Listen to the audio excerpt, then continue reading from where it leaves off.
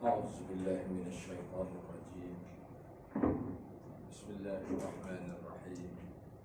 السلام عليكم ورحمة الله وبركاته. الحمد لله الذي عافانا مما ابتلاك به وفضلنا على كثير ممن خلق تفضيلا. أشهد أن لا إله إلا الله وحده لا شريك له، وأشهد أن محمدا عبده ورسوله. اللهم صل وسلم وبارك على سيدنا محمد وعلى آله وصحبه أجمعين. سبحانك لا علم لنا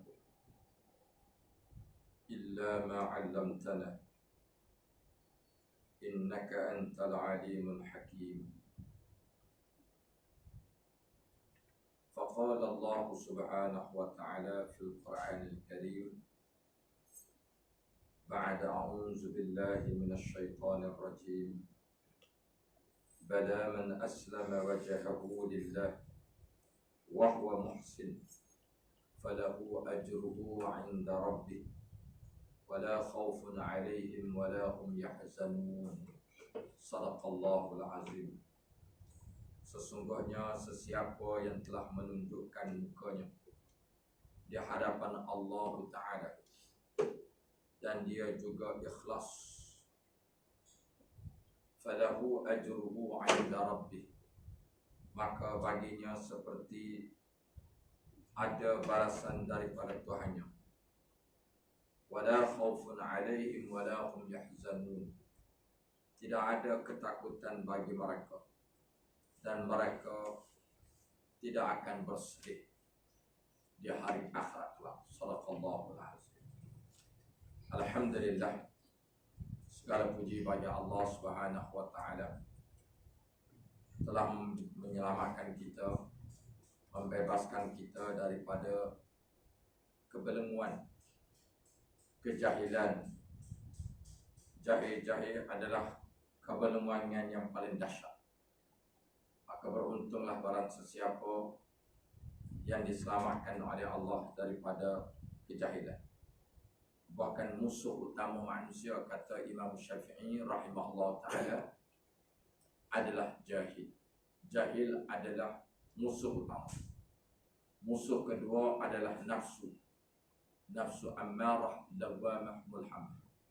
Dan musuh yang ketiga, innahu lakum aduwwun mubin. Sesungguhnya bagi kamu syaitan adalah musuh yang nyata. Itu musuh yang ketiga. Alhamdulillah, dengan kita berkumpul di dalam majlis ilmu pada malam ini, kita diselamatkan oleh Allah daripada musuh pertama. Dan seterusnya kita ikuti sambungan daripada kitab Sirus Salikin yang membicarakan faslu zimil jah, membicarakan bab celakanya berbangga ataupun berdabik dada. Dan berkata lagi Imam Al-Ghazali rahimahullah ta'ala,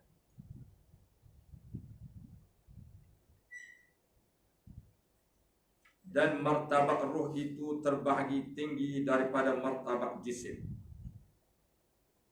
dan lebih hampir ia kepada Allah Ta'ala. Dan sebab inilah adalah manusia itu dengan ibarat ruhnya itu, iaitu menuntut ia akan rububiyah, yakni ketuhanan, dan menuntut ia akan ketinggian, dan menuntut ia disembah bagi manusia, dan kasih ia akan sifat kesempurnaan, dan menuntut ia akan dia. Dan kerana demikian itulah tiada engkau lihat akan seseorang yang lepas daripada berkehendak kemuliaan dan kemegahan, yang dicela oleh syaraf kerana adalah berkehendak akan kemegahan, dan berkehendak kepada kemuliaan, dan berkehendak akan kelebihan, dan berkehendak akan ketuhanan. Sekaliannya itu, yaitu berkehendak mensekutuai Allah Subhanahu wa taala juga, yaitu dinamakan syirik yang khafiyun, syirik yang tersembunyi. Kerana kemegahan itu yaitu ibarat daripada ketinggian dan takabur, dan kemuliaan yang demikian itu diibaratkan daripada sifat uluhiyah dan sifat rububiyah yang tertentu bagi Allah Ta'ala sahaja. Baik. Apa maksud di sini? Uraian yang kita bicarakan, wa'alam annal jah quwwatur ruh at-talibatul isti'ala wal rububiyah idza ruhu min alam. Baik, apa maksud di sini? Dia kata martabat ruh ni terlebih tinggi daripada martabat jisim, badan. Badan kita, ruh ni martabat dia lebih tinggi. Ruh apabila mati orang-orang mukmin, golongan muttaqin, jasad dia di ke bumi, akan diangkat ruh pergi bertemu Allah Subhanahu wa taala. Sehingga Allah berfirman, ya ayyatuhan nafsul mutmainnah, wahai jiwa yang tenang, ruh, irji'i ila rabbiki radiyatan mardiyah, baliklah semula kepada Tuhan kamu. Kamu di kalangan golongan yaitu radiyah mardiyah, baliklah semula kamu kepada Allah. Kamu golongan mutmainnah, kamu golongan radiyah, kamu golongan mardiyah. Jadi roh kita pergi menghadap Allah SWT hari kematian. Pada hari faiza jaa ajaluhum la yasta'khiruna sa'atan wa la yastaqdimun. Pada hari di mana apabila datang kematian, datang ajal kepada mereka, tidak ada siapa yang boleh menangguh walaupun sesaat. Nak ditangguh sesaat, nak didahulu pun tak boleh. Itulah tempoh yang diberikan oleh Allah, pasti berlaku. Maka bicara di sini, kata Imam Ghazali rahimahullah ta'ala, dia kata martabat ruh ni lebih tinggi daripada jasad, jisim ni jasad, dan terlebih hampir ia kepada Allah Ta'ala. Ruh ni hampir kepada Allah, nak banding dengan jasad, dia hampir kepada Allah. Kita dah belajar, makanya ruh ni apa dia? Zikir kan? Zikir, mengajar Quran, menuntut ilmu. Ni sekenyang-kenyang kita duduk dalam majlis ilmu, ruh ni kenyang. Ini makna ruh. Orang yang cerdik ni, golongan kais, golongan cerdik ni, pagi-pagi dia bagi makan. Kita makan, bagi jamu jasmani dulu ke ruh dulu? Pagi-pagi ruh dulu kan. Kita bangun sudah pasti, kita beristinja, kita berwudu. Itu makan ruh lah. Lepas tu kita solat sunat, kita bersolat subuh, tak makan apa lagi. Jisim tak makan, ruh makan dulu. Lepas tu, lepas solat kita mengaji Quran, tak makan lagi. Habis tak boleh makan? Boleh. Kita disunatkan minum air. Rasulullah SAW bangun pagi minum air, bukan air orang. Sebenarnya sunnah, air kosong ni sunnah. Rasulullah air kosong dengan susu, itu sunnah. Bangun pagi ni air, sebab badan kita perlu juga. Maka nak cerita dia, ini makan roh. Makan roh. Dan roh ni terlebih hampir kepada Allah Ta'ala. Terlebih hampir. Subhanallah. Allah Ta'ala bagi roh ni menembusi alam. Menembusi alam. Allah.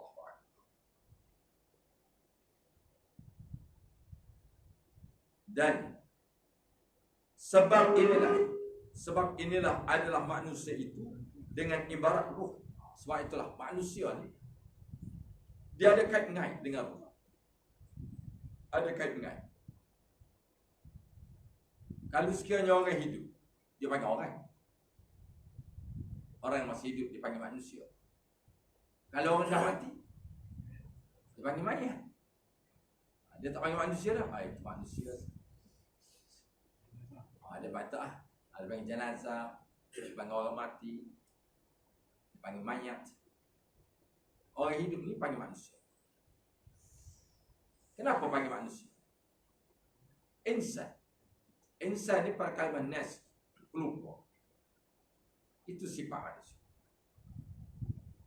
Dan dia kata,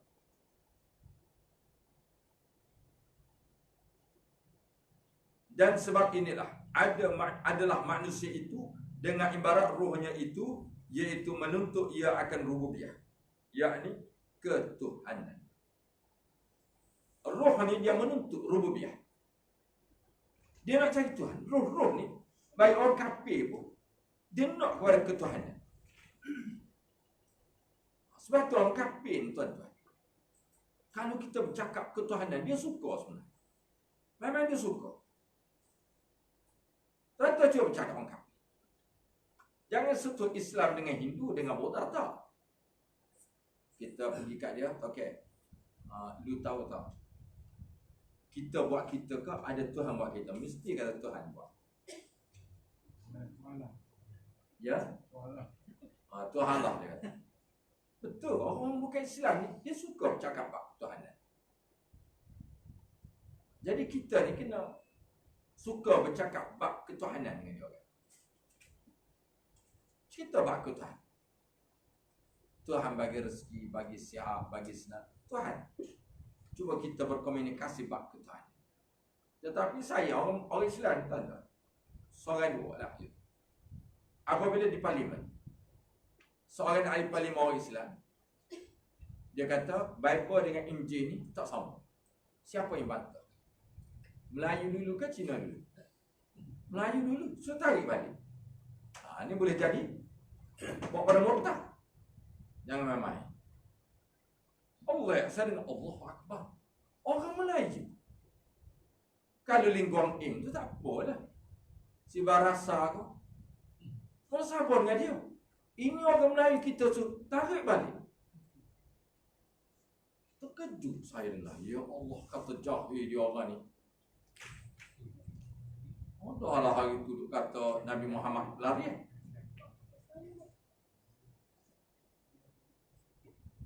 Dah lah dia kata kalau dia jadi Tuhan, tengok nak ambil sifat rububiyah uluhiyah pula. Macam-macam tuan-tuan. Ya Allah, nampak kejahilan. Jahil sungguh, bahaya orang tak ada ilmu. Yang tak minat dengan majlis ilmu ni bahaya. Dia tak dapat mempias ilmu. Bermakna kalau dia suruh tarik balik, dia setujulah Bible dengan Injil ni sama. Bible Injil ni sama tak? Sama. Sama tak? Sama ke tak? Bible ni tak ada kena-mengena dengan Injil, sebab tangan dia yang buat. Subhanallah. Maka Allah Subhanahu Wa Taala buktikan pertemuan, berjumpa dengan kitab Injil di Turki. Dia orang buat untuk buat bangunan kan, gali. Sebab Turki ni tempat tamadun Islam, Kerajaan Osmaniyah. Gali, berjumpa. Manuskrip, manuskrip dah lama ni kan, buat daripada kulit. Lepas tu ada kat museum dia lagi. Jadi padri ni pergi, orang Kristian pergi tengok masuk Islam. Dia kata, kenapa Kristian tak cerita perkara yang sebenar? Dia cerita Bible ni adalah Injil. Nampak kan? Berapa ramai masuk Islam? Sehingga dia orang minta pihak barang Eropah minta nak beli. Dia nak beli Injil ni, letaklah berapa bilion macam berapa sebutlah Turki tak nak jual. Subhanallah. Dia nak benda ni.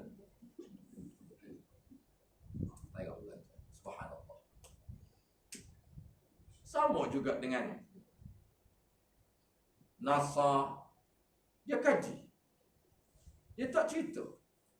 Kenapa tiap-tiap kali orang naik ke bulan, dia berbunyi begini. Dia panggil bintang mengetuk, langit mengetuk. Hairan, orang ni dia tak boleh kaji. Dia kata daripada mana? Dia kata satu berlaku perlagaan di antara angin dengan angin, dia kata. Dia pakai kaji yang tak betul berlaku. Lepas tu dia kata iaitu berlaku ketulan batu taib bitan ni.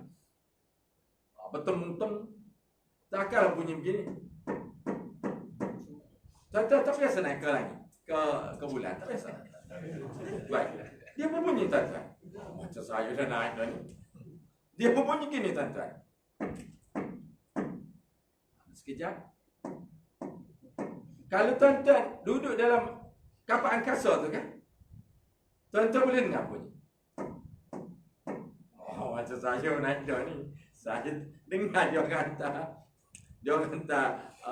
ketukan. Sebelum ni dia orang dah hantar dah. Dia kata apa ketukan? Adakah dinding kapal angkasa tu kena diketuk? Bunyi begitu. Saya dengar video kan, bunyi begini. Anda pernah dengar? Dia hantar video kat saya lah, bunyi. Lepas tu dia tentang cerita angkasawan Korea kan, tak salah saya, dia masuk Islam. Dia masuk Islam sebab dengan ketukan. Heran dia. Dia tanya pihak geng-geng dia orang angkasawan. Dia tak boleh jawab. Ni macam-macam ni kata ada angin datang mengetuk dinding apa tu kapal dia. Dia tak puas hati. Dia cari. Maka dia berjumpa di kalangan dia orang juga. Dia kata berkenaan ni kamu kena cari orang Islam. Duduk dalam Quran. Quran dah cerita. Akhir sekali dia percaya orang Islam. Dia kata dia ni naik ke bulan. Maka sampai sekarang tak ada orang boleh jawab. Ketukan apa bunyi? Kalau kita ni pocong ko. Bonton tengah sana berbunyi. Maka dia kata kena pergi jumpa ustaz. Kan? Dia pergi jumpa orang. Dia kata apa sebenarnya? Saya berharap nama apa? Angkasa orang Malaysia, Muzaffar. Dia pun tak ada cerita. Tapi dia tak tahu kok. Kan? Wallahualam. Sebab itulah dia kena kaji dengan Quran. Jangan kita kaji dengan apa orang putih buat kajian. Jangan. Apa-apa benda yang melangkau daripada bumi, jangan ke bumi, melangkau. Kena ada Quran. Semua ada dalam Quran. Maka dia pergi cari. Tentang langit ada. Semua ada. Allah Ta'ala kata langit-langit ni bighairi amadin tarawunaha. Langit tak ada tiang yang kamu tengok. Semua ada dalam Quran. Maka dia berjumpa dengan orang Islam. Orang Islam kata buka surah At-Tariq. Dalam surah At-Tariq, was-samaa'i wat-tariq. Allah bersumpah demi langit. Maknanya kamu kena ambil tahu tentang langit. Wat-tariq, demi ketukan di langit. Demi ketukan di langit. Sebab tu surah Tariq ini surah ketukan. Ketuk. Apa ketuk tuan-tuan? Ketuknya di langit. Dia berbunyi. Jadi Quran dah cerita. Quran dah cerita. Subhanallah. Allah Akbar. Terus masuk Islam. Dia kata angkasa Korea ni, dia kata tak ada jalan lain dah. Islam dapat menerjemahkan hal-hal sedemikian yang nyata dan yang tersembunyi. Allahu Akbar. Tengok, sama juga berapa ayat dalam Quran, baik dalam surah Ar-Rahman, surah Araf, Bahrain. Laut yang Allah Ta'ala buat dua laut. Laut Tawar, laut Pasir. Tak ada dalam Bible. Tak ada. Kan kalau tuan-tuan naik kapal terbang kata nak pergi ke Mekah ke, Kalau pergi kawasan Eropah, kalau pergi kawasan Barat kalau pergi ke Mekah dah. Tuan-tuan tengok akan bertemu di Laut Mediterranean, dua laut. Ada tengok? Tuan-tuan, cuba tengok bawah. Seronok kalau kita siang hari kan, main kapal boleh tengok tuan-tuan, dia nampak cukup bawah. Boleh tengok sampai Bahrain, dua laut terbelah. Bukan terbelah, ada sakatan. Satu laut nampak macam hitam, satu laut yang cerah, yang kehijauan, kebiruan. Nampak hijau ya, biru. Sekarang biru dan hijau dah bergabung kan. Jadi boleh nampak laut tu, subhanallah. Jadi orang kafir ni tuan-tuan, dia kata dalam Bible tak ada. Apatah lagi dalam kitab Hindu, kitab Sibarasa, kitab Tiongkok. Jadi semua dalam Quran. Allah Akbar. Itulah tuan-tuan ya. Jadi hari ini banyak orang-orang kafir masuk Islam sebab mengkaji je. Baik. Kita pergi lagi. Dan dia kata sini.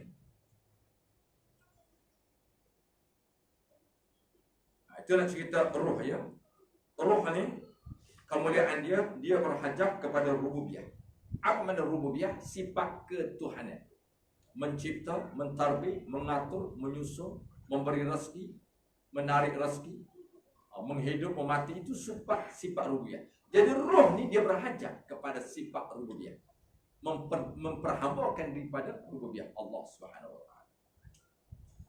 Dan dia berhajat kepada uluhiyah. Mempertuhankan Allah SWT. Dia ni kena menjadikan Allah sebagai Tuhan. Dia kena cari Tuhan. Setiap roh, baik orang kafir sekalipun, roh dia sebenarnya berhajat kepada uluhiyah. Berhajat pada rububiyah, berhajat pada uluhiyah.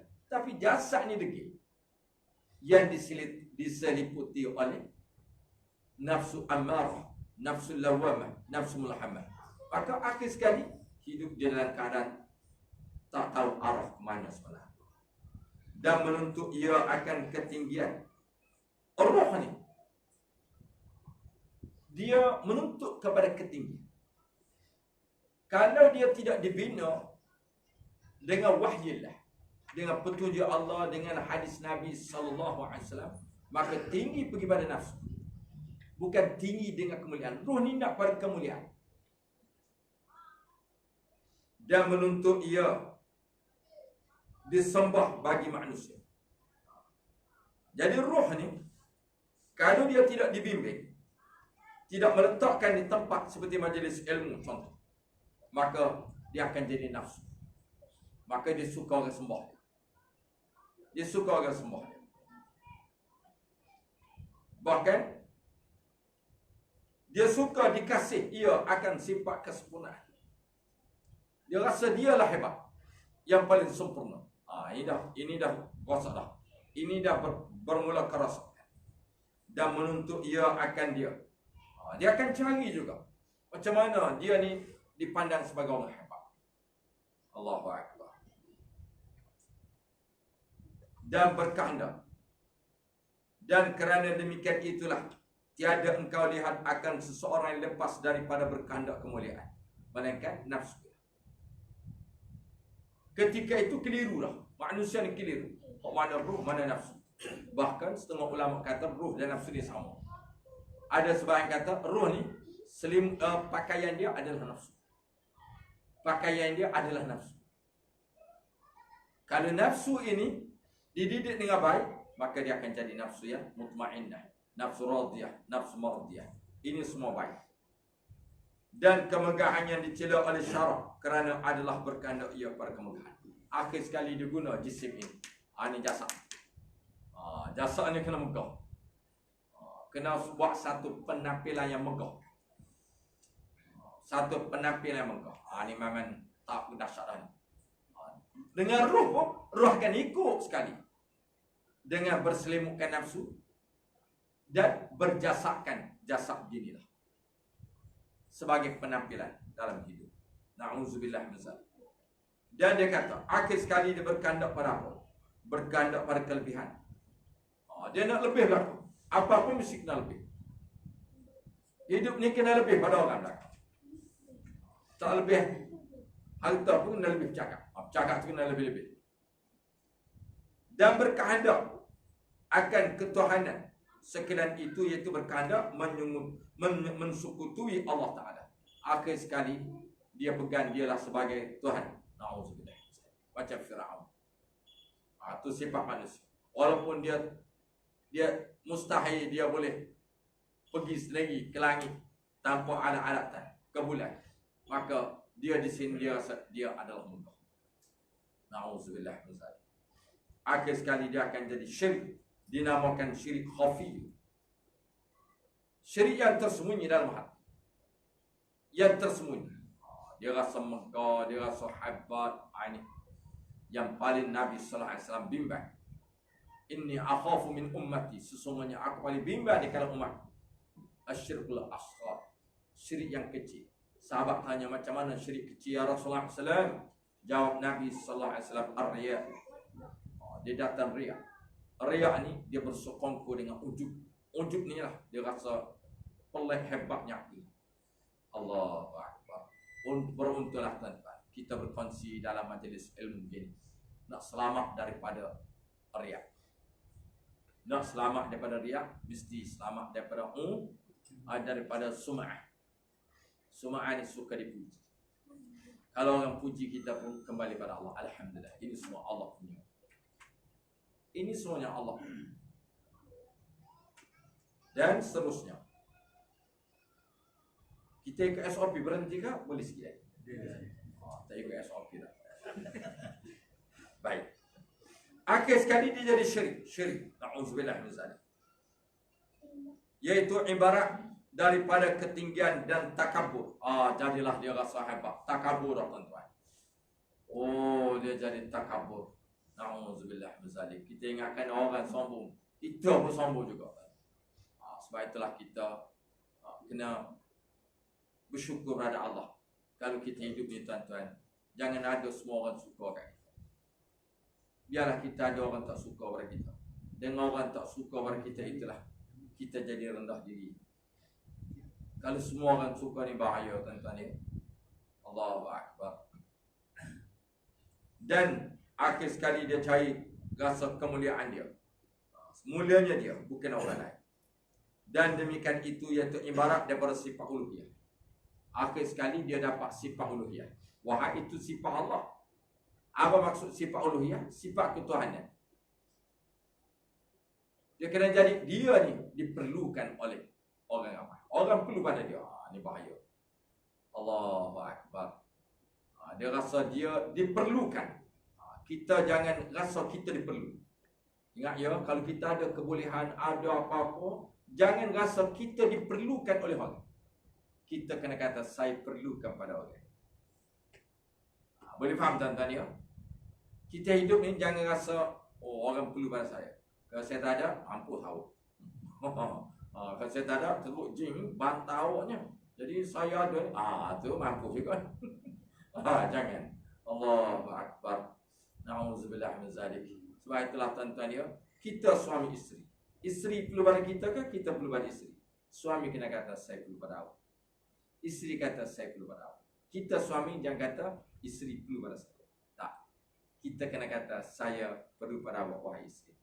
Baik, saya perlu pada tuan-tuan, tuan perlu pada saya. Saya kena kata, saya perlu pada tuan-tuan. Jangan saya kata, tuan-tuan ni perlu pada saya. Tak ada hari ni saya terdatang, tak berceramah lah jawabnya. Itu sudah jah. Itu sudah zimujah. Seburuk-buruk beban. Saya kena kata, saya perlu pada tuan-tuan. Orang main berubah dengan saya. Saya kata, pakcik-makcik. Saya perlu pada makcik-makcik. Saya perlu. Sebab biasa, pakcik-makcik boleh syafaat saya. Tolong sebut nama saya ya. Kalau besok berjumpa besok di hari akhirat, tolong ingat saya ya. Begitu kita hidup ni tuan-tuan dan puan. Kita kena kata, saya perlu pada awak. Jangan kita anggap orang perlu pada kita. Boleh faham ya? Bermula tabiat. Baik. Tadi sifat uluhiyah ni bahaya. Yang kedua sifat rububiyah yang tertentu bagi Allah Ta'ala. Sifat uluhiyah, rububiyah, hak Allah, milik Allah. Maka dia ambil rububiyah. Apa maksud rububiyah? Dia rasa kuasa di tangan saya. Saya petik je. Kuasa dekat saya. Saya boleh buat apa saja.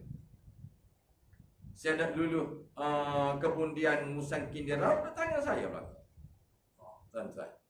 Kita ni tuan-tuan boleh tanah sikit pun. Ya Allah. Bina bangsa sikit ya habis kena robok tuan-tuan.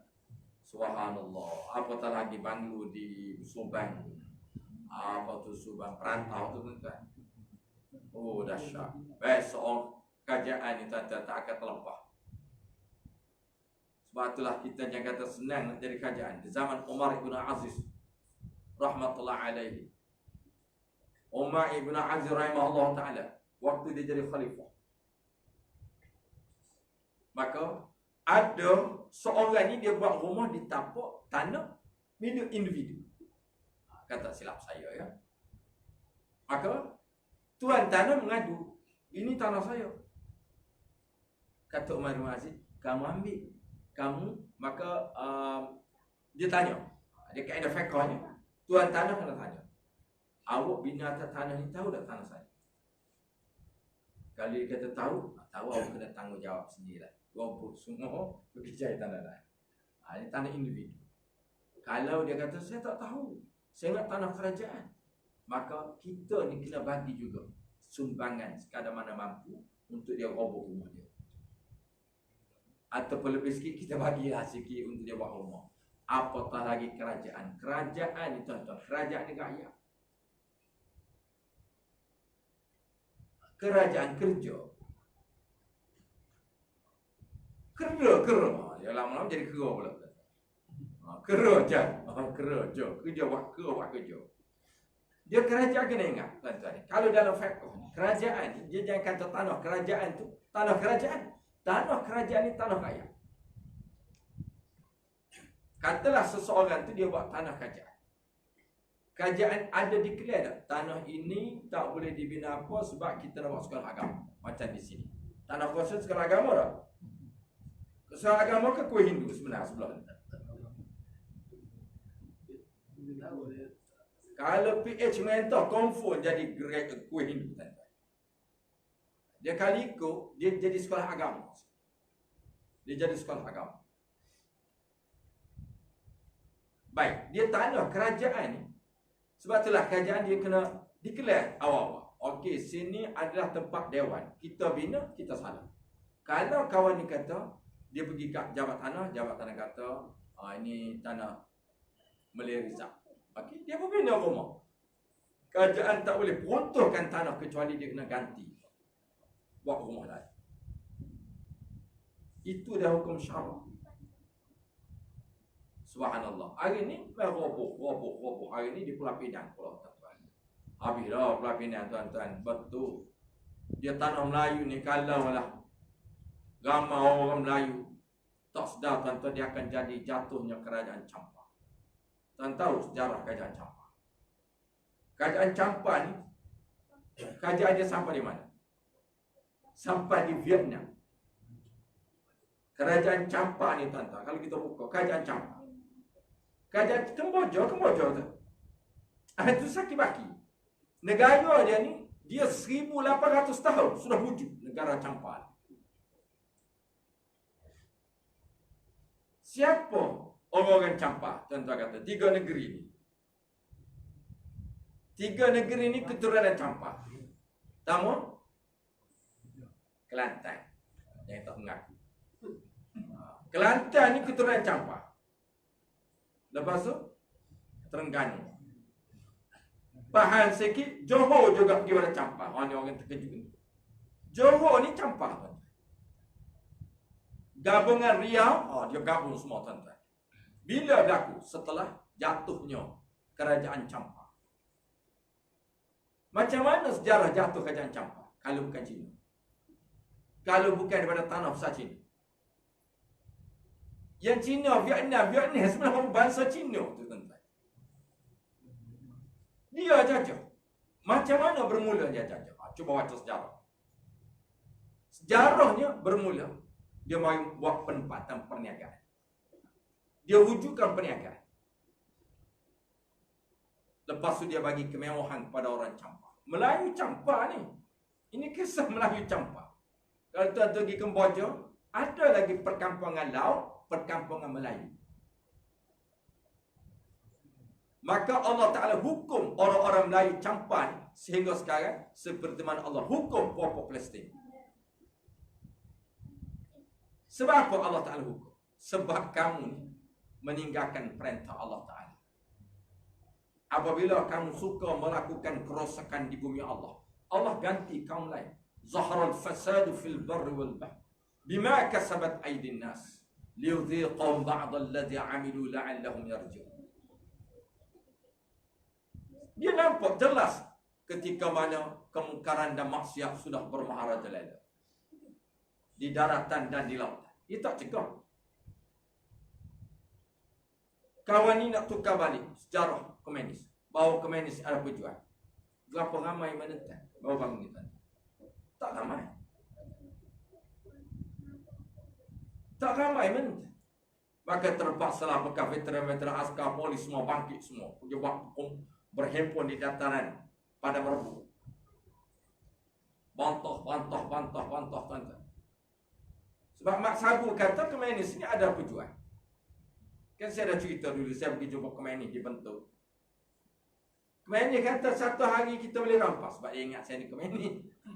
Sebab saya kata saya ni orang Naratiwak di kampung Sukiring.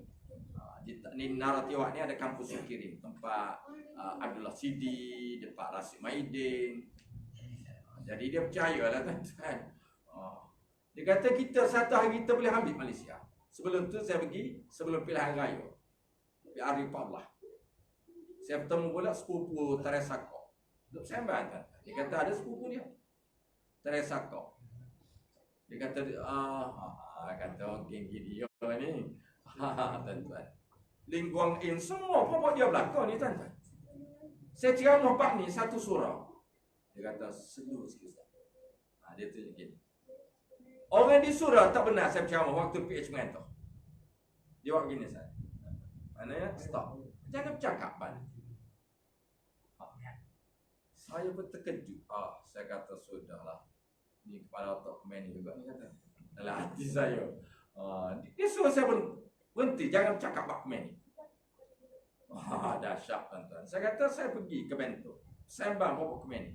Dia kata satu hari nanti kita boleh ambil. Kita boleh ambil Malaysia. Lepas bila raya PRU 14 tu, terus boleh ambil. Saya masuk dalam terowong dia ni, dia tunjuk. Kalau tuan-tuan boleh buat lawatan, dia tunjuk.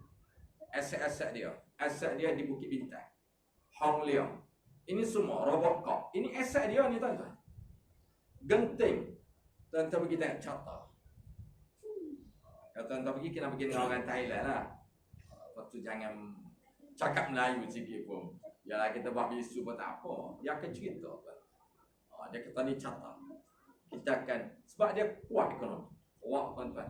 Saat Bukit Bintang kita pergi, kawasan Format, bangunan-bangunan peniaga French, memang dia punya. Orang dia punya. Saya terkejut. Mana yang pun dia punya lagi? Dia boleh katakan sekarang dia menguasai. Dia sudah menguasai. Pulau Pinang confirm. Lu kalau tanya untuk siang, kamu pergi ke mana? Pulau Pinang itu tempat utama. Geng-geng dia Pulau Pinang je. Dan dia tidak kata Pulau Pinang Malaysia. Tak. Dia tak kata Pulau Pinang itu Malaysia. Kalau tuan-tuan pergi sana, di Bentuk, saya mahu komen ni, dia tidak akan kata Pulau Pinang itu Malaysia. Pulau Pinang, Pulau Pinang. Itu dia tuan-tuan ya. Subhanallah.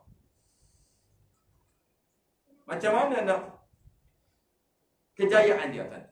Allah Ta'ala beritahu dalam Quran. Apabila kamu tinggal, Tuhan kata dalam ayat yang lain, walan tarda anka al-yahud walan nasara. Jadi Allah Ta'ala umumkan, kamu jangan sekali-kali kamu reda kepada Yahudi dan Nasara. Apa bangsa di dunia ni yang tidak ada bangsa Yahudi dan Nasara? Bangsa Yahudi dan apa bangsa? Dalam kajian tuan-tuan, bangsa Melayu sahaja, bangsa Jawi, bangsa Tamil, bangsa Jawi. Bangsa Jawi sahaja yang tidak ada keturunan daripada Yahudi. Semua lain ada, tuan. Atau orang heran, bangsa Melayu ni tak ada keturunan Yahudi dalam silsilah dia. Sebab kita bangsa Melayu ni, bangsa dia panggil Jawi lah, Jawi, Nusantara. Kita ni dia panggil keturunan daripada Qaturah. Qaturah ni isteri Nabi Ibrahim AS. Keturunan dia, jalur dia. Dan cicit dia ni, Nabi Ibrahim AS, keturunan dia ni, siapa yang cicit dia yang mula-mula sampai ke Nusantara? Kalau tidak, nama Maidan. Betul? Nama Maidan. Sebab tu di Indonesia, kalau kita tanya ahli sejarah saja, dia kata di Medan inilah bermula bertapaknya keturunan Nabi Ibrahim AS. Memang ada nama. Nama keturunan Qaturah, nama Medan. Nama Medan. Dan sifat orang Jawi ni, tuan-tuan, itulah dalam kajian. Kalau kita pergi di Mekah, tuan-tuan, jumpa ulama-ulama di Masjidil Haram, dia kata Bani Tamim ni akan wujud daripada bangsa Jawi, keturunan Jawa, orang Melayu. Dalam hadis Nabi SAW, Rasulullah umumkan, iaitu apabila nama Su'aib, orang haram, macam mana nama Su'aib? Seorang pemandik, adakah nama dia ataupun Su'aib dimaksudnya orang yang bahagia? Subhanallah. Itu Bani Tamim ya. Ketika mana munculnya Imam Mahdi, mereka Bani Tamim lah, tentera Bani Tamim yang akan mendahului. Baik, itu dia tuan-tuan dan puan yang dirahmati Allah sekalian. Jadi kita kena jaga tanah air kita sebab Allah bagi amaran dalam Quran. Sekiranya kamu malaka min Allah min waliyyin wala nasir, kalau kamu tidak mengambil Allah sebagai pemimpin kamu, maka Allah Ta'ala berjanji, malaka min Allah min waliyyin wala nasir, Allah Ta'ala tak tolonglah kamu. Walan tarda ankal yahud walan nasara hatta tattabi'a millatahum qul inna hudallahi huwal huda wala in ittaba'ta ahwa'ahum ba'da alladhi ja'aka min al-'ilm ma laka min Allah min waliyyin wala nasir. Kalau kamu ikut juga nafsu mereka, kamu layan nafsu mereka, ikut kehendak mereka, maka Allah Ta'ala berjanji, aku tak akan tolong lagi kamu. Kamu dah diberi ini petunjuk. Tuhan kata, aku dah tunjuk kepada kamu melalui Quran, melalui hadis. Tapi kita tak nak kembali pada Quran dan hadis. Allah hukum dua bangsa. Allah hukum dua bangsa ni. Kalau bangsa Arab di Palestin,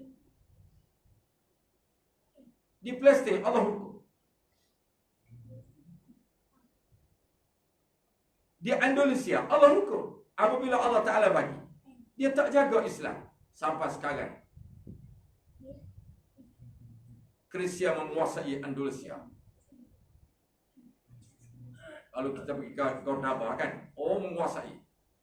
Tengok sampai sekarang Allah Ta'ala tunjuk pada kita umat Islam di Palestin. Sebab kamu tinggal kerja dakwah. Bahaya kita tinggal kerja dakwah.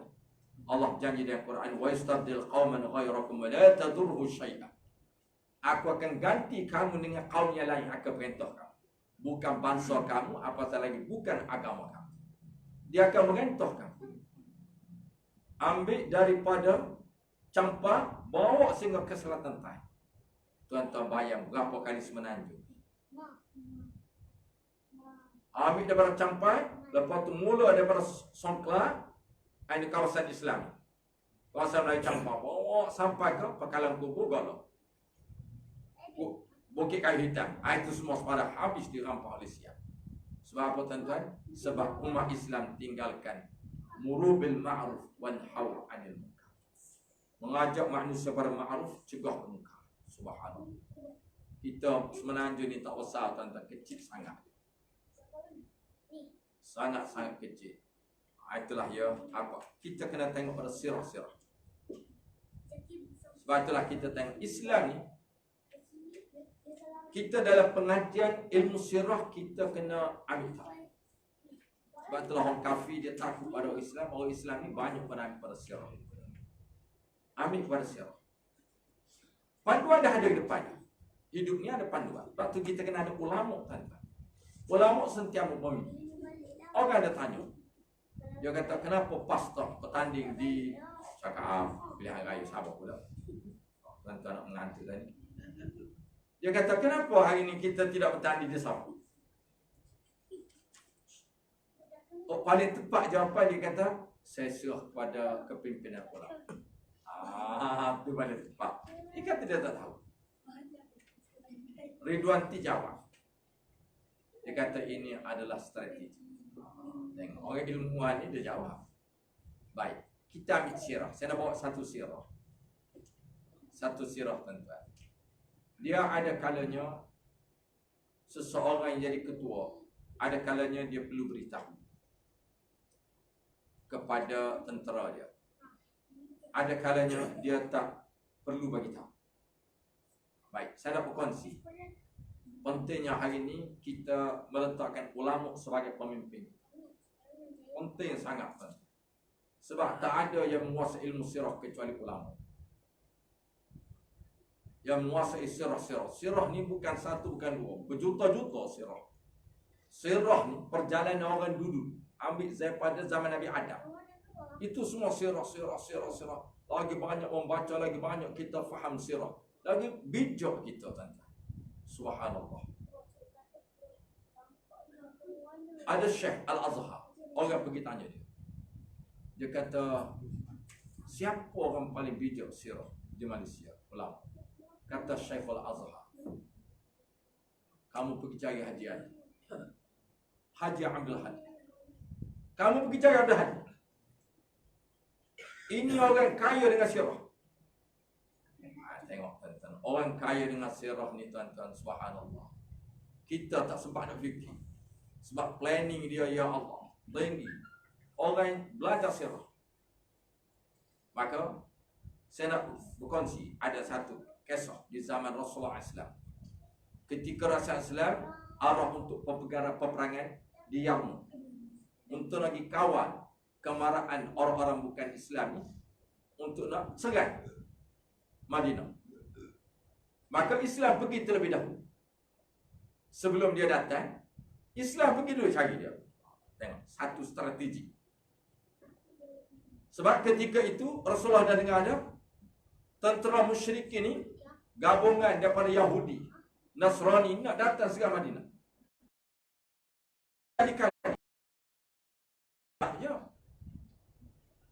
Maka Rasulullah SAW arahkan kita pergi dahulu sebelum dia datang. Maka Rasulullah lantik siapa? Bukan Abu Bakar, bukan Umar, bukan Utsman, bukan Ali. Amr ibn As radhiyallahu anhu. Amr ibn As ni orang muda lagi, bukan orang tua. Tengok. Apabila para sahabat ni senang menggigit, tali bergerak dah ni. Dia minta supaya Amr bin As benarkan bahawa ungunan api nak bakar api sikit je, bukan besar. Nak panaskan badan. Sikit je. Alah, segenggam je. Bukan besar kan, segenggam je. Pergi mengadu kepada ketua. Amr bin As walaupun dia orang muda, dia dilantik oleh Nabi sebagai mengepalai ketua. Sebagai ketua tentera. Panglima lah. Maka para sahabat pergi jumpa Amr bin As, bagi cara bagilah peluang kita nak panah badan ni. Amr bin As kata, jangan. Itu arah dia. Tak ada perbincangan. Bincang dia jadi tawar hati. Boleh jadi terbalik pula kan. Lepas tu semua sahabat ada pergi merayu. Sayyidina Umar sendiri kata tak apa. Amr bin As mesti tunduk pada aku. Dia pun budak lagi. Orang muda lagi. Sayyidina Abu Bakar pergi. Dia kata, Amr, kesialah kita ni. Sejuk ni. Sikit je api. Nak memasuk pun tak boleh. Sekadar nak memasuk pun dah tak boleh. Api sikit tak boleh, dia kata. Walaupun sekecil Zahra, jangan ada api. Sayyidina Umar dia rasa pula. Sedang orang pujuk pun tak jalan. Dia mengadu pada Abu Bakar. Wahai Abu Bakar, beritahulah pada Amr bin As. Aku pujuk tak makan. Kata Abu Bakar, apa kata Amr bin As? Tak boleh. Tak boleh. Tengok Abu Bakar ni, dia kata tak boleh. Baik. Lepas tu, ringkas cerita. Apabila berjaya dapat perangai ilmu, baliklah ke Madinah. Pergi berjumpa Nabi sallallahu alaihi wasallam. Tahu Rasulullah tahu cerita. Maka Rasulullah diadukan oleh sahabat-sahabat lain, termasuk Umar. Maka Rasulullah kata, betul ke Amr bin As? Kamu arahkan supaya jangan ada pembakaran walaupun sekecil. Kata Amr bin As, ya. Lepas tu, kenapa kamu tak benar? Dia kata, ya Rasulullah, aku hanya adu pada kamu, ya Rasulullah. Pada hemah aku, kalau sekiranya ada api yang sekecil, dalam keadaan pada pasir yang jauh ni tuan-tuan, kunang-kunang boleh nampak. Gelap gelita ni, besar kunang-kunang. Duduk berbatu-batu, kilometer tuan-tuan boleh nampak. Jangan main-main lah. Tengah pada pasir, tuan-tuan pergi kepada pasir, ya Allah, sikit nampak. Mancis. Duduk 3-4 kilometer boleh nampak. Pada pasir ni tuan-tuan. Maka Rasulullah kata, bijak kamu Amr bin As. Sebab tu Amr bin As adalah orang yang bergerak dia di zaman Nabi SAW. Orang paling jauh sekali. Waktu Hajjatul Wada, nak berpisah semua umat Islam, Rasulullah SAW kata, wahai Amr bin As, kemana kamu nak pergi selepas? Kata Amr bin As, di mana tempat bergerak nak sebar Islam ni, di mana unta ni berhenti? Unta Amr bin As berhenti di mana? Kalau tidak di Turki. Unta dia mati di Turki. Kalau kita kubur Amr bin As, kubur dia. Allahu Akbar. Penuh orang. Saya pergi di sana penuh orang tuan-tuan. Subhanallah. Memang meniti saya mata lah kalau kita pergi. Amr bin As beritahu pada Nabi sallallahu alaihi wasallam, ya, di mana unta ke berhenti? Muaz bin Jabal, unta dia berhenti ke Sin, ke China. Tengok orang dulu tuan-tuan. Lagi unta dia tak berhenti ni mati, lagi telah bergerak sampai ke Turki yang kita pergi sekarang. Islam tersebar di sana. Semangat dia orang nak berjuang dalam Islam. Jadi inilah yang kita kena ambil tuan-tuan. Kita hidup ni kita kena fikir, macam mana kita nak sebarkan Islam? Adakah cukup sekadar di rumah kita? Paling-paling tidak tuan-tuan, jiran-jiran sekeliling dan masyarakat damai. Kita target satu hari keluarga dia akan datang ke surau. Itu paling sikit tuan-tuan dia. Jadi insya-Allah kita akan pergi sana tuan-tuan. Mudah-mudahan saya nak mengajak tuan-tuan puan, saya target saya ni tuan-tuan, Chiang Rai ni di utara Thailand, utara selatan di sebelah ni kan, utara dan hujung. Kita buat markas Islam.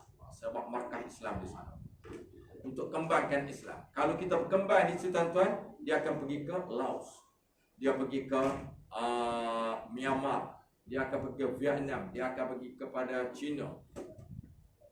Dia akan pergi tuan-tuan. Jadi insya-Allah doa-doalah tuan-tuan ya. Mudah-mudahan Allah memberkati dan merahmati kita sekalian. Wallahu a'lam bissawab. Ada soalan sebagai penutup? Ya. Salam. Bertumbuh.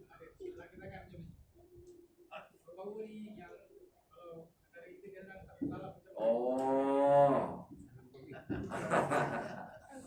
Pesanan kopi. Itu dia panggil apa? Tongsing. Bahasa tongsing saya pun tak faham. Ni sekarang. Lebih baik janganlah tuan-tuan. Tak payah. Begini pun ada virus juga. Kan? Pada itu, Assalamualaikum. Oh tu paling jelas tuan-tuan. Jumpa tu Assalamualaikum. Kalau kata boleh kat letak sini, oh boleh lah, tak ada tempat lain yang letak sebagai innal hati wal hatim. Kan? Boleh lah tuan-tuan ya. Paling tepat Assalamualaikum. Sebab itulah kalau kita bagi salam orang tanya kenapa kita dengan ulama dulu Assalamualaikum. Rukun Islam. Rukun Islam ni. Oh ni lebih tepat. Assalamualaikum. Rukun Islam di muka. Dan kita kena lagan anak-anak kita hari ni. Dia suka sangat kalau buat selfie bergambar. Kan ini lamban LGBT, ini lamban Nasrani, ini lamban Majusi. Orang Majusi ni kalau jumpa ni. Jadi kita anak-anak kita ini jangan suka nak selfie ni begini. Begini. Islam ni kena begini. Ahad, ahad. Dia kena tunjuk satu. Wallahu a'lam. Ada lagi soalan?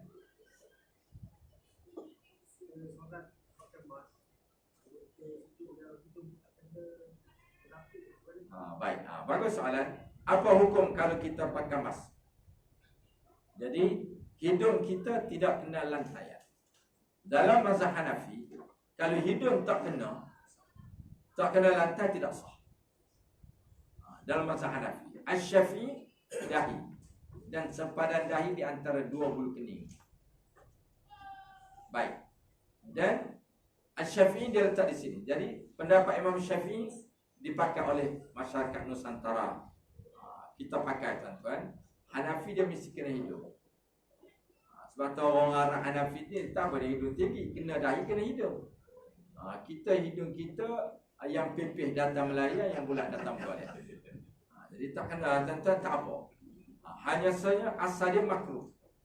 Kalau kita tutup